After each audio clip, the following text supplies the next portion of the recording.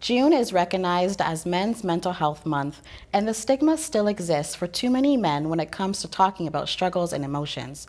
Joining me in the studio is mental health expert Calissa Ngozi. Calissa, why are so many men still struggling with anxiety and depression? Well, I think it's a question of it's not how many men are struggling with it, but why aren't we talking about it? And situationally speaking, there's a lot going on. The world is changing. We're evolving, and men are struggling, but they're being told from historical backgrounds that you're not supposed to talk about your emotions. You're not supposed to talk about your struggles. So they're burying it deep inside themselves and not talking about it. And then all of a sudden they explode. And then what happens, right? We're in crisis mode, and that's becoming a problem. Can you explain some of the stigmas that usually come with being with men's mental health? Well, even though we're in 2025, men aren't supposed to feel. That was the old adage way back in the day. But some men are still feeling that. I'm not supposed to show my emotion because I'm a man. I'm supposed to be tough. I'm supposed to be strong. I'm supposed to be the one that my people rely on. But really, it's okay to show your emotion. And I think we're starting to open up that conversation. They're becoming more comfortable. The Canadian Men's Health Foundation is doing such important work by encouraging men to talk openly. How does that conversation start? Well, I think first putting a label on it and recognizing that it is okay to not be okay. A lot of times what I'll say to my clients and to my students is grief, trauma, crisis, all of those things, I don't need you to get over it, I need you to get through it. And I think men are starting to embrace that and understand that it's okay to open up that conversation. Today we want to highlight the importance of social connection during Men's Mental Health Month. How can men, including younger men, get socially connected?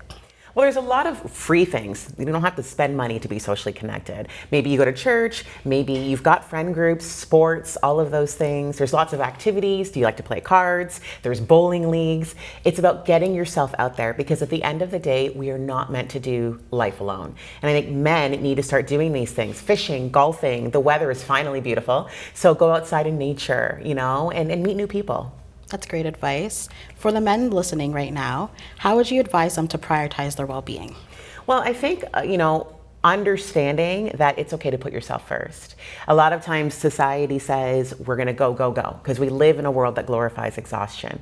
And with our men, yes, they are the backbone of a lot of families, but they also need to prioritize their mental health and self-care as well. So once you recognize it, it's about putting yourself up and understanding, I'm going to take 5 minutes to myself. I'm going to take half a day, whatever it is that you need to restructure, realign, and reduce any sort of stress. So you're raising twin boys. How do you get them prepared and to understand the importance of men's mental health? It's such an important conversation, and I think as parents, we struggle enough with everything else. So adding that layer of mental health is super important. So I talk to my kiddos, they're almost 12. So, they're going to be teenagers next year, which is wild. I talk to them about emotional regulation, what that looks like. So make it in kid-friendly language. When you're feeling happy, mad, sad, glad, all of these emotions, how are you articulating it to mommy? How are you articulating it to daddy and to teachers and to everybody else that's in your circle? I want my young men to feel safe. I want them to feel secure. I want them to know that I'm going to validate their feelings, but it has to be done in a healthy way. I don't want to raise men that are triggered easily and that feel that they're not safe to talk to their partner about what they're feeling and thinking. So how do you go about making sure that men feel safe in those kind of environments then? As women, a lot of times we're seen as the caregivers, and men are seen as the hunters and the providers, and that emotional well-being piece is often overlooked. So with men, they need to feel that you're not going to judge them. So you need to provide them with a space that's safe, secure, and if they bring up an issue or concern, don't make it about you, because in that moment it is about them and how they're feeling. When men feel that way, they're going to open up more, and they're going to realize, okay, these are the steps and strategies and tools that I need to use to improve my own mental health. That was great, Calissa. Thank you so much for joining us today.